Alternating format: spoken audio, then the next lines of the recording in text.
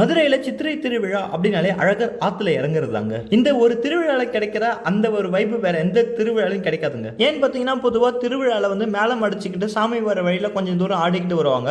அதுவுமே ரொம்ப நிறைய கும்பல் கூடி ஆடுறாங்க அப்படின்னாக்கா போலீஸ் நம்மள திட்டும், இந்த மாதிரி பண்ணாதீங்க அப்படின்னு. ஆனா இந்த திருவிழால அந்த மாதிரி ரெஸ்ட்ரிக்ஷன்ஸ்லாம் அவ்வளோ எதுவும் பண்ண முடியலங்க. ஏன்னா கட்டுக்கடங்காத கூட்டமா இருந்துச்சு. அதே மாதிரி இந்த ஆற்றுக்குள்ளே இறங்கின பசங்க எல்லாமே பார்த்தீங்கன்னா சின்ன பசங்க தான். அதனால் ஒன்றும் கேட்கவும் முடியல அப்படின்ற மாதிரி தான் இருந்துச்சு. ஆற்றுக்கு வெளியில் தான் பொதுமக்கள் வேடிக்கை பார்த்துட்டு இருந்தாங்க. அந்த டைமிங்கில் அழகர் பாட்டு போடுறப்பெல்லாம் புல் அரிச்சுது அப்படின்ற மாதிரியே சொல்லலாம். அந்த அளவுக்கு வைப்பாக இருந்தது. அதை எல்லாருமே கத்திக்கிட்டு ஆடிக்கிட்டு தான் இருந்தாங்க. சூப்பராக இருந்ததுங்க அந்த இடத்த பார்க்குறப்பவே. வாங்க இந்த திருவிழா பற்றி டீட்டெயிலாக பார்க்கலாம். நம்ம சேனல் இன்னும் சப்ஸ்கிரைப் பண்ணலாம், சப்ஸ்கிரைப் பண்ணிக்கோங்க. மதுரை அப்படின்னாலே எல்லாரும் சொல்கிறது மீனாட்சி அம்மன், அதுக்கு அடுத்தது அலங்காநல்லூர் ஜல்லிக்கட்டு அப்படின்னு எல்லாருக்கும் பொதுவாக தெரிஞ்ச ஒரு விஷயம். ஆனா இந்த அழகர் ஆத்துல இறங்குறது அப்படின்றது சித்திரை மாசத்துல நடக்கிற ஒரு மிகப்பெரிய ஒரு திருவிழாங்க. இது ஒரு 10 நாள் நடக்கிற ஒரு திருவிழாவா தான் இருக்குதுங்க. அதுல அழகர் ஆத்துல இறங்குற இந்த டே ரொம்ப ஸ்பெஷலான டேவாவே இருக்குது. இந்த திருவிழாக்கு நான் வரதும் இதாங்க ஃபர்ஸ்ட் டைம். நாங்கள் மாட்டுத்தாவணி பஸ் ஸ்டாண்டில் இறங்கிட்டோம். நைட்டு 2 மணி ஆயிடுச்சு. 2 மணிக்கு எங்கே பஸ் இருக்கும், எப்படி போகிறதுன்னு தெரியல அப்படின்னு நினச்சிக்கிட்டு இருந்தாங்க. ஆனால் அந்த 2 மணி அப்படின்றது பார்த்தீங்கன்னா எனக்கு ஈவினிங் 7 மணி அப்படின்ற மாதிரி தான் இருந்தது. அந்த அளவுக்கு அவ்வளோ மக்கள் கூட்டங்கள் பஸ் ஸ்டாண்ட்லேயே பார்க்க முடிஞ்சுதுங்க. பஸ் ஸ்டாண்ட்லேயே நிறைய மினி பஸ்ஸஸ் இந்த இடத்துக்கு வரத்துக்கு அவைலபிளாக இருந்தது. ஆனால் 1 கிலோமீட்டர் முன்னாடியே நிறுத்திட்டாங்க. ஏன்னா அந்த அளவுக்கு மக்கள் கூட்டங்கள் இருந்ததுனால கொஞ்ச தூரம் நடந்து போகிற மாதிரி தாங்க இருந்தது. ஆறுகிட்ட பார்த்தீங்கன்னா போகிறதுக்கு ஒரு வழியாகவும் வரத்துக்கு ஒரு வழியாகவும் செஞ்சு வச்சுருந்தாங்க. ஸோ நாங்கள் கீழே இறங்கி உள்ளே போனோம். நைட்டு 3 மணி இந்த டைமிங்கில் யார் இருப்பா அப்படின்னு நினச்சிட்டு இருந்தோம். அங்கே போய் பார்த்தோன்னாக்கா வைகை ஆற்றுல தண்ணீர் இல்லைங்க, மக்கள் வெள்ளம் தான் இருந்தது அப்படின்ற அளவுக்கு அவ்வளோ மக்கள் கூட்டங்களாக இருந்ததுங்க அந்த இடத்துல. அழகர் இறங்குற இடத்துல பார்த்தீங்கன்னா சுற்றி தடுப்பு கம்பிகள் அமைச்சு வச்சுட்டாங்க. அதனால பொதுமக்களால் ரொம்ப கிட்டக்க சாமியை பார்க்க முடியலைங்க. உள்ளே பார்த்தீங்கன்னா பாஸ் இருந்தால் தான் அலோவ் பண்ணுவோம் அப்படின்னு சொல்லிட்டாங்க. அதனால் ரொம்ப பக்கத்தில் போய் பார்க்க முடியல. கொஞ்சம் தூரத்தில் இருந்தால் எங்களால் பார்க்க முடிஞ்சது. இரவெல்லாம் கண்ணு முடிச்சதுனால மக்கள் ரொம்ப டயர்டாயிருப்பாங்க அப்படின்னு நினச்சேங்க.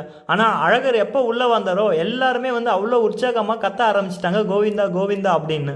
அப்படியே அழகர் உள்ள வரப்போ ஒரு பாட்டு போட்டாங்க பாருங்க, அழகர் வாராரு வாராரு அப்படின்ட்டு. அதே மாதிரி அவர் தங்க குதிரையில் வந்தார். அந்த இடத்துல செம்ம எக்ஸ்பீரியன்ஸுங்க.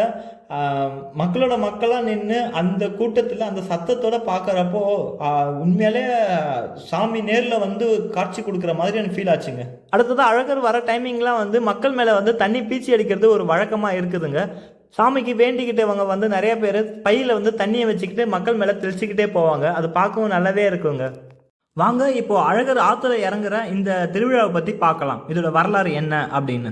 இந்த சித்திரை திருவிழா மதுரை மீனாட்சி அம்மனுக்கும் சுந்தரேஸ்வரருக்கும் நடந்த புனிதமான திருமணத்தையும் அழகர் கோயிலில் இருந்து மேற்கொண்ட அழகான பயணத்தையும் ஒன்றிணைக்கிற ஒரு விழாவாக தான் இந்த திருவிழா அமையுதுங்க. இந்த திருவிழான்றது ஒரு நாள் திருவிழா கிடையாதுங்க. ஒரு 10-15 நாள் தொடர்ந்து நடக்கிற ஒரு விழாவாக தான் இந்த சித்திரை திருவிழா இருக்குதுங்க. மீனாட்சி திருக்கல்யாணத்தை பார்க்கறதுக்கு அழகர் மலையிலிருந்து இறங்கி வராருங்க. அவரு கல்யாணத்துக்கு வரத்துக்கு ரொம்ப தாமதம் ஆயிடுது. அதனால திருமணத்துக்கு அவரால் கலந்துக்க முடியல. அந்த சமயத்தில் அவர் ஆற்றுல இறங்கி ஆற்றை கடக்காம அங்க இருந்த மக்களுக்கு அருள்பாலிச்சுட்டு திரும்பி வராருங்க. இதுதாங்க அந்த அழகர் ஆற்றுல இறங்குறதுக்கான கதை. இன்னொரு கதையுமே இருக்குதுங்க. அந்த கதை என்னன்னு பார்த்தீங்கன்னா, அழகர் மலையில தவம் செஞ்ச சுதபஸ் முனிவரை தவளையா மாறுற மாதிரி துர்வாச முனிவர் சாபம் கொடுத்துட்டாரு. அந்த சாபத்தை போக்குறதுக்காக தான் ஒரு வைகை ஆற்றுக்கு வந்ததா ஒரு கதையுமே இருக்குதுங்க. அதனால தான் மக்களோட நம்பிக்கை என்னவா இருக்குதுன்னு பார்த்தீங்கன்னா, அழகரை ஆற்றுல இறங்குறத பார்க்குறப்போ நமக்கு நிறையா லைஃப்பில் நல்லது நடக்கும் அப்படின்ற ஒரு நம்பிக்கை இருக்கிறதுனால இங்கே கோடான கோடி மக்கள் கூடிக்கிட்டே இருக்காங்க வருஷம். நாங்கள் பார்த்த ஒரு விஷயம் என்னென்னு பார்த்தீங்கன்னா, காலையில் அழகர் இறங்குறாரு ஆற்றுல. அன்றைக்கி ஈவினிங்கே நல்ல மழைங்க. அந்த மழை நேற்று இருந்திருக்கலாம், இல்லை நாளைக்கு இருந்திருக்கலாம். ஆனால் அழகர் இறங்குற அன்றைக்கி வந்தது தாங்க இங்கே செம்ம பெரிய விஷயமாகவே பார்க்குறோம் நாங்கள். அவ்வளோதான் ஃப்ரெண்ட்ஸ், இந்த அழகரோட வீடியோ. அடுத்த வீடியோவில் மதுரையில் இருக்கிற மற்ற இடங்களை நம்ம பார்க்கலாம். இந்த வீடியோ பிடிச்சினா லைக் பண்ணுங்கள், உங்கள் ஃப்ரெண்ட்ஸ் அண்ட் ஃபேமிலிக்கு இந்த வீடியோ ஷேர் பண்ணுங்கள். மறக்காமல் நம்ம சேனலை சப்ஸ்கிரைப் பண்ணுங்கள். தேங்க்யூ.